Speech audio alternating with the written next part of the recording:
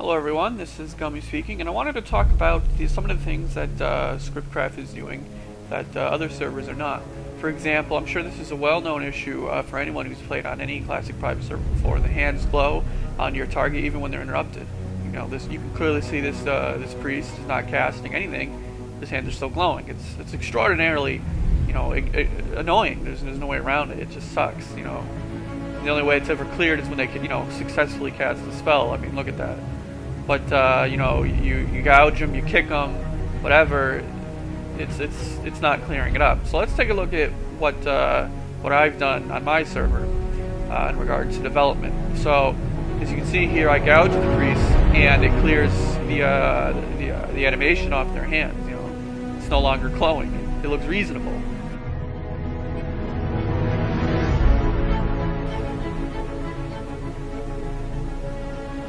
Now, let's take a look at a problem with crowd control mechanics in PvP.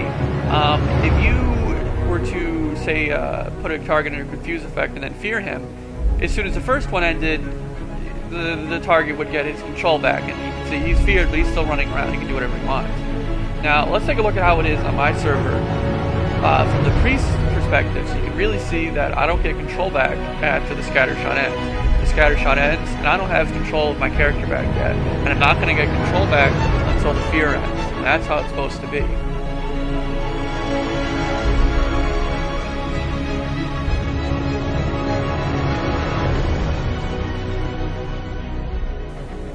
Now, what I want to talk about is the big elephant in the room.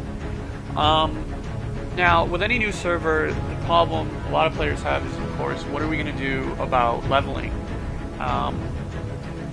There's two ways around this traditionally. Either you give instant 60, or you have a ridiculous high leveling rate, such as times 20. You kill one mob, you level up. I don't necessarily like either, but I think what's important is that the player still has choice. I think choice is a good thing. You play the game you want, but it needs to be reasonable at the same time. I don't think instant 60 is the way to do it, and I don't think ridiculous leveling speed to do it. I think the player should have some choice in the matter, and I think if you don't want to, start at level 1, you shouldn't have to start at level 1.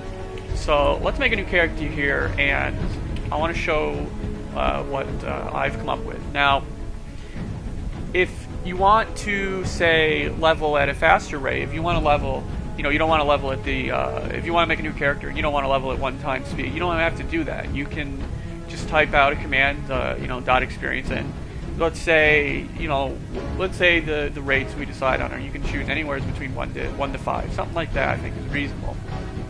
But let's say you don't want to start out in Duratar, you don't want to go out killing boars. Well, I don't think you should get instant 60, because it's important that you have vested interest in your character. I think that's where a lot of this instant 60 servers go wrong, is that no one cares about their character that much, and nothing ever formulates, and it all goes to shit. So in every starting zone, you're going to find this little guy called Scribbler. You talk to him, and you have the option, to do what he asks you to do. And what that is, well, let's take a look here. Gives you, some greens, a nice starting set, and it puts you at level 49. Now, the problem that a lot of servers would have if they tried to do this is, well, now what do you do about their spells? They're going to need their spells, they're going to need a mount, they're going to need all this shit that, usually can only be resolved by just giving them a lot of money. We can't just give them a lot of money, because now that's going to mess up the economy.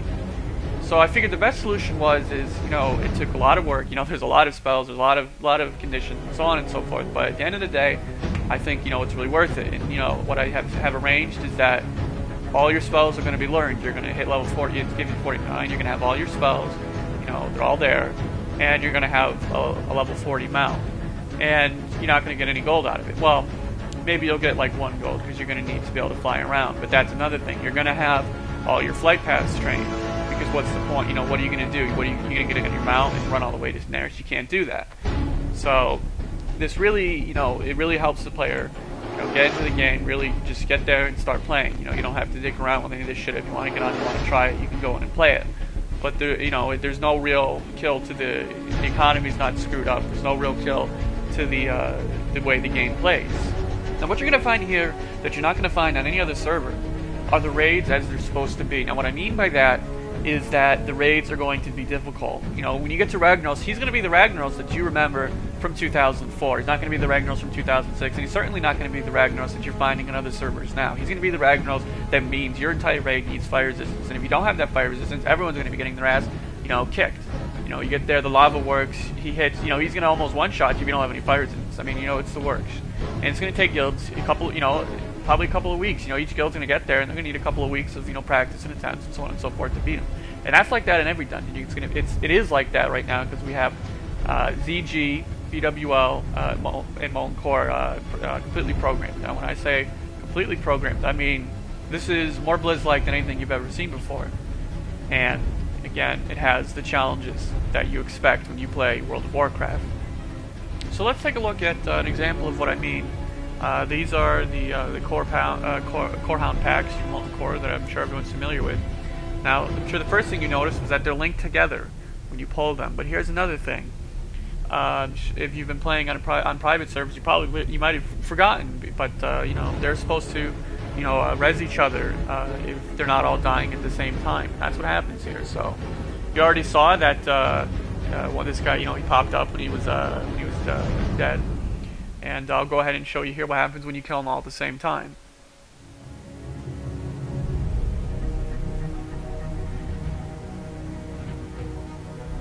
So I'm going ahead and I'm killing them all here. Now, what you're going to notice is that I'm still in combat, and you know, it's 10 seconds that is when they check, and 10 seconds later, there we go. I can loot them now, just like it was on retail. And attention to detail is what I think is really important. The little things are what matter the most. So this, of course, is the axe thrower from ZG, which traditionally does not work on Mango Zero. But as you can see here, he starts spinning, and when he's spinning, he's, you know, knocking the shit out of me. So now, this is all I'm going to show for this video. But I don't want to give the impression that you know, what you've seen from Molten Core and ZG are all that I have. Of course, you can go watch any of my other videos, and you'll see what I have done with Onyxia, Molten Core, and Blackman Lair. So, I hope you enjoyed this video. I hope you look forward to Scriptcraft as much as I do, and take care.